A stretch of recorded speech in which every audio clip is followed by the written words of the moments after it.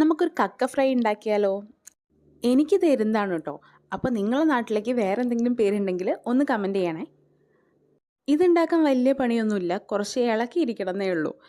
അപ്പോൾ ഇതിൽ ഞാൻ മഞ്ഞൾപ്പൊടിയും മുളക് പൊടിയും ഉപ്പും കൂടെ മിക്സ് ചെയ്തിട്ട് കുറച്ച് വെള്ളം കൂടെ ഒഴിച്ച് ഒന്ന് വേവിക്കാൻ വെക്കുന്നുണ്ട്.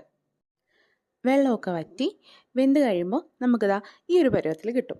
അപ്പോൾ അത് മാറ്റി വെച്ച് ഒരു പാനിലേക്ക് കുറച്ച് വെളിച്ചെണ്ണ ഒഴിച്ച് അതിലേക്ക് നമുക്ക് ഇഞ്ചി, വെളുത്തുള്ളി, പച്ചമുളക്, എന്നിട്ട് നമ്മൾ രണ്ടിളക്ക് അങ്ങോട്ടും ഇങ്ങോട്ടും ഇളക്കുമ്പോഴേക്ക് നമുക്ക് ചെറിയ ഉള്ളിയും കറിവേപ്പിലയും ഇടാം. അതൊന്ന് നമുക്കൊന്ന് മിക്സ് ചെയ്യാം. ഞാൻ കുറച്ച് ഉപ്പ് കൂടെ അതിലേക്ക് ഇട്ട് കൊടുക്കുന്നുണ്ട്. ഇനി നമുക്ക് മാറ്റി വെച്ച കക്കയിറച്ചി കൂടെ ചേർത്തിട്ട് നന്നായിട്ട് മിക്സ് ചെയ്ത് കൊടുക്കാം. ഇതിൽ കാര്യമായിട്ടുള്ള പരിപാടി ഈ ഒരു മിക്സിങ് മാത്രം കേട്ടോ. ഇതിങ്ങനെ ഇളക്കി ഇളക്കി ഇളക്കി മുരിച്ചെടുക്കുമ്പോഴാണ് അതിനൊരു ടേസ്റ്റ് വരിക. ഞാനൊരു ടേസ്റ്റിന് കുറച്ച് മീറ്റ് മസാല കൂടെ ചേർത്ത് കൊടുക്കുന്നുണ്ട്. ഇതില്ലാതെ ഉണ്ടാക്കാം കേട്ടോ, പക്ഷേ ഇതെൻ്റെ ഒരു വേർഷൻ. ഇനി എന്താ, പിന്നെയും മിക്സ് അതും നന്നായിട്ട് മിക്സ് ചെയ്യാം. ഇനി കുരുമുളക് പൊടി കേട്ടോ ചേർത്ത് കൊടുക്കുന്നത്.